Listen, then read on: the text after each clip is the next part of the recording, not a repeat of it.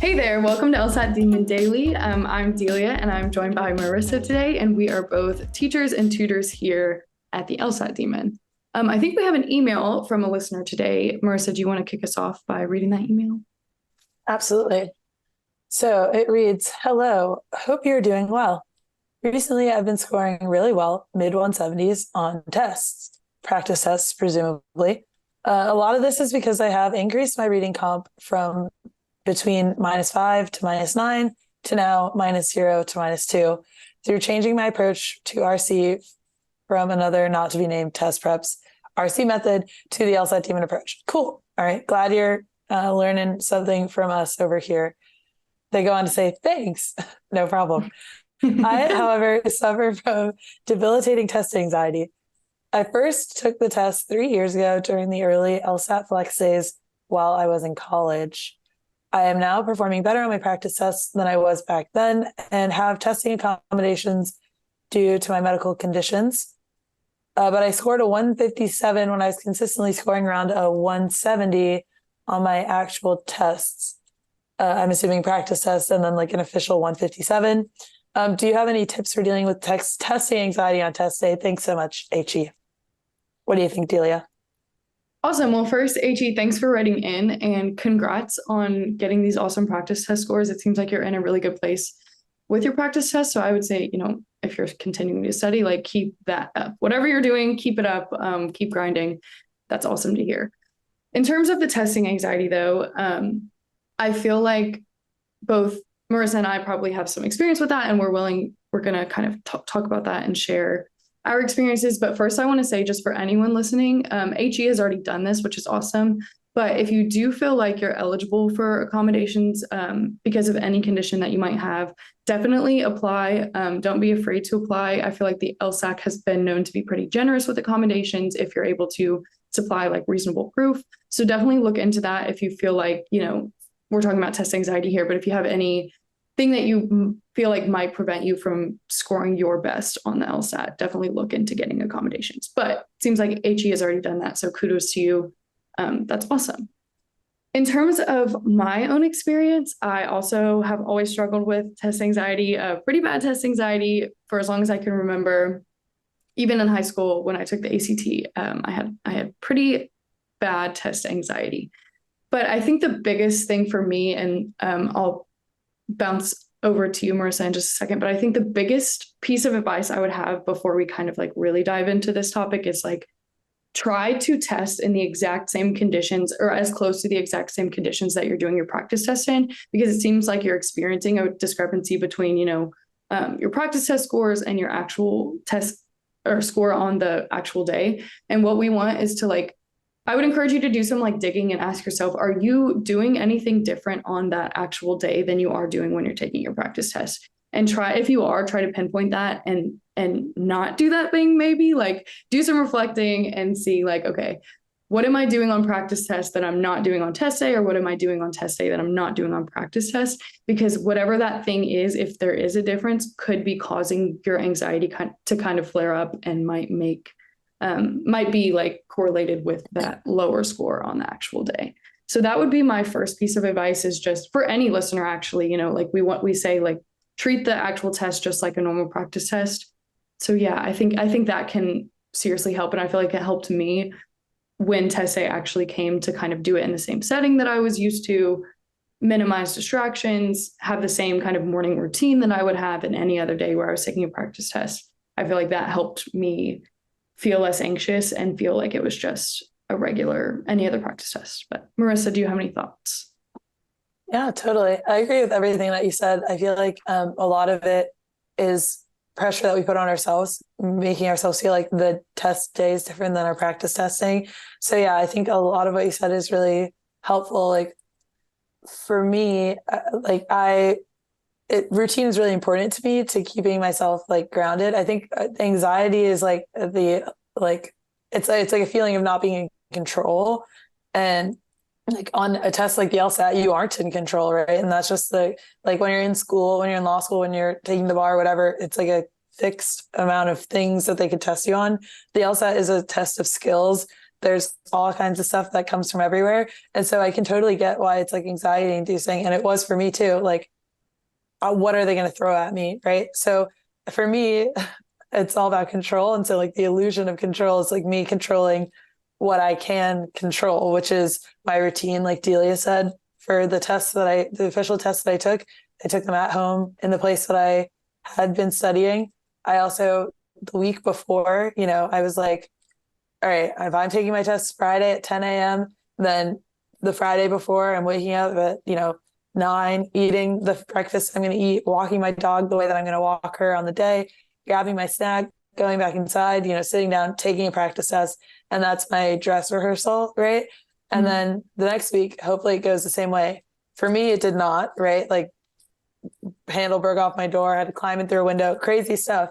But like having like already put myself in situations where I'm like, all right, this is how the light's going to be coming through the window. This is where I'm going to be sitting, like all that stuff. I was like, forget all the stuff that happened outside of my control this morning, right? Let me wash my face. Let me sit down and just go for it, right? Because the skills are there. That's what you were preparing for.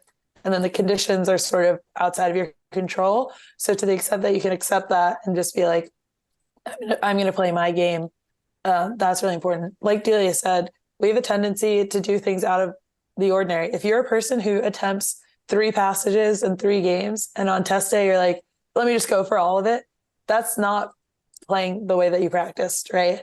Like if you're practicing a certain way, if you practice not looking at the clock like we recommend, then don't look at the clock on test day, right? Don't do things differently just because the stakes are higher, right?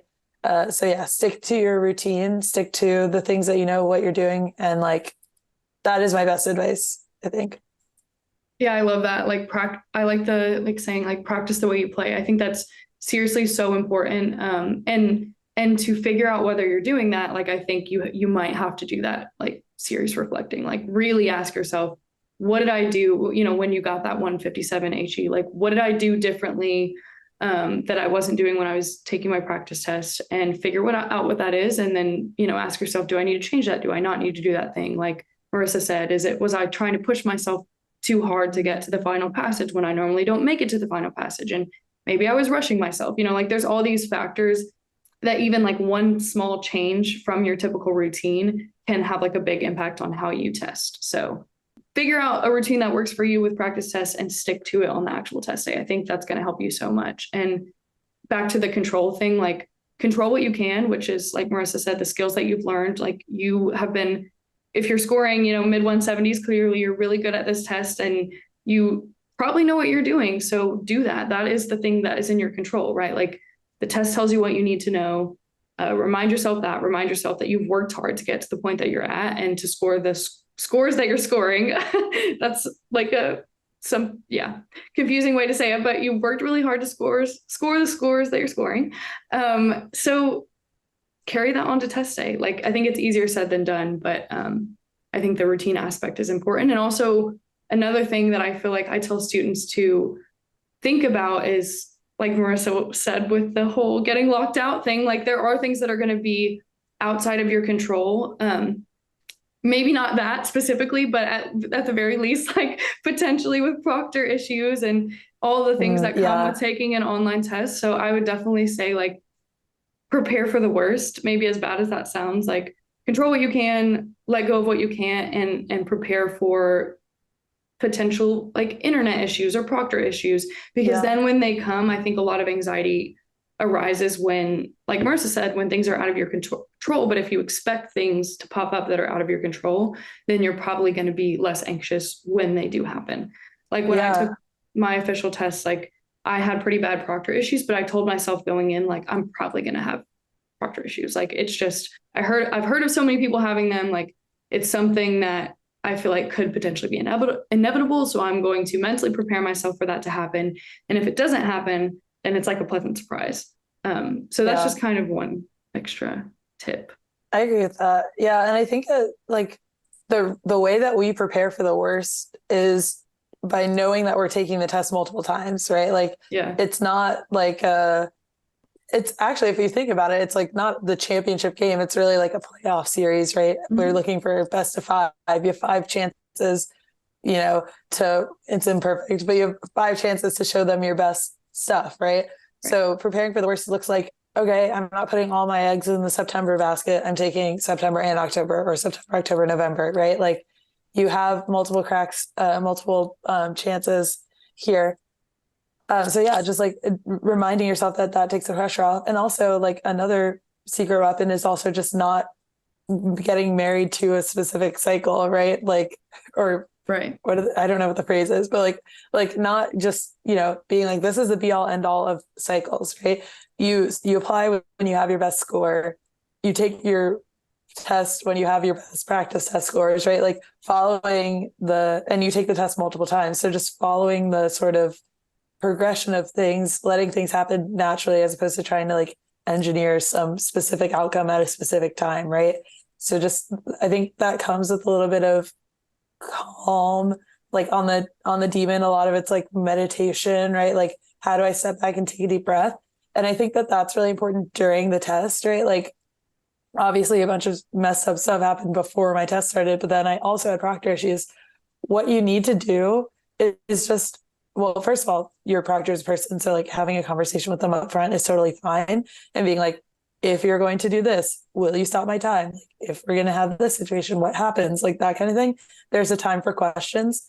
Also, when you're taking the test, yeah, pausing, because we say you need to spend as much time with a question as it takes for you to get it right. Right. That's also true with like, you need to spend as much time getting your mind right as it takes for you to be able to be successful on a section. Right. So if things are going off the rails, it's not a time waster to take a minute or two to take a couple of deep breaths and reset yourself, because that's going to pay dividends in the long run, as opposed to trying to blast through something when you're in this anxious state, right? If you have stop start accommodations, stop, right? And say, hey, I'm panicking a little bit. I just need to get a drink of water, wash my face, whatever. If you don't, then, hey, I'm going to devote this next minute to taking a couple deep breaths, seeing if I can get myself back on track, new leaf with the next question kind of thing. So yeah, that's what I got. Yeah, no, I'm glad you brought up the meditations, because I feel like, well, it's science, right? Like if you start to feel overwhelmed, like getting oxygen to your brain is going to help improve your focus. So don't feel like you're wasting time by stopping and taking a deep breath and like recentering yourself. It is going to pay off. Like Marissa said, it will. I did it multiple times on the test. When I started to feel really anxious, I was like, oh, this is a little bit of a tougher problem. Like, I know I can do it, but I'm getting a little nervous. I would stop and I would be like, okay, I'm not going to perform my best with this mindset. So I have to recenter myself. I need to take a deep breath. I'll breathe in for like 2 seconds. I'll breathe out and then I'll get back to it. I don't think I wasted time. I feel like if anything, if I had continued to try to push through with that, like in that like panic, nervous state, I would have really like hurt my ability to do well on the test. So definitely, if you're drilling on the demon, you'll see that if you've been doing it a long time, you'll like get a pop-up that's like, take some time to like meditate, take a deep breath. Seriously, do that. Like, I think it's so helpful. And if you're someone who is anxious naturally or struggles with anxiety, like doing that on the test will probably help you so much. Or even if you don't, like, we all get nervous. Like, it's a natural human thing to, if you care about something, which you're going to care about the LSAT, I assume, or why would you be taking it and going to law school? If you care about something, you get nervous. So, take the time to do what you need to relax your brain in the moment. And I think one way that you can kind of prepare to do that, if you're not doing it already, HE and anybody who's listening, when you're taking practice tests, like practice taking breathing breaks. That's what I kind of did. Mm-hmm. And I felt like it helped me get comfortable with like what it would be like on test day if I got nervous. Like I would just take a few seconds during my practice test and like practice doing that meditating.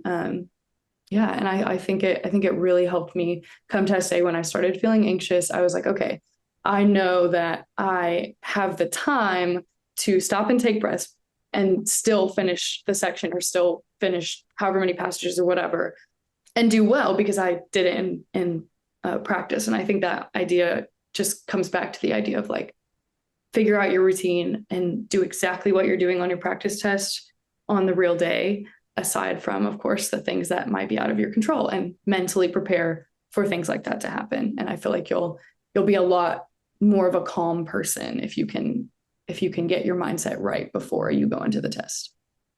Definitely.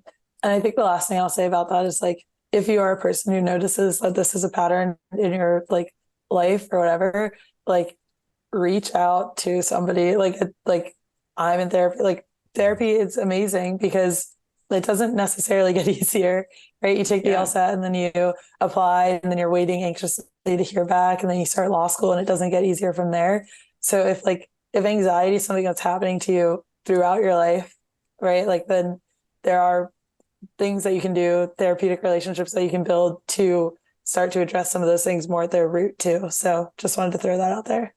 No, good. I like the therapy plug. But seriously, yeah, like know yourself, reflect, do some self-reflection, take care of yourself, like figure out what you need to do your best on this test. So yeah, I think like our general advice is treat it like a practice test, take deep breaths in the moment, do all the things that you can to prepare, which you're already doing, like that's all skills based, but keep your routine the same. And I don't want to say expect the worst. That sounds so negative, but just prepare for things to happen that are out of your control. Because when they happen, then you're going to be a whole lot less anxious than like if you were just like completely surprised, I guess. Well, thank you all for listening. If there's nothing else, then you can email Delia at lsatdemon.com if you'd like to ask us a question or share some LSAT or law school admissions news. Thanks for listening.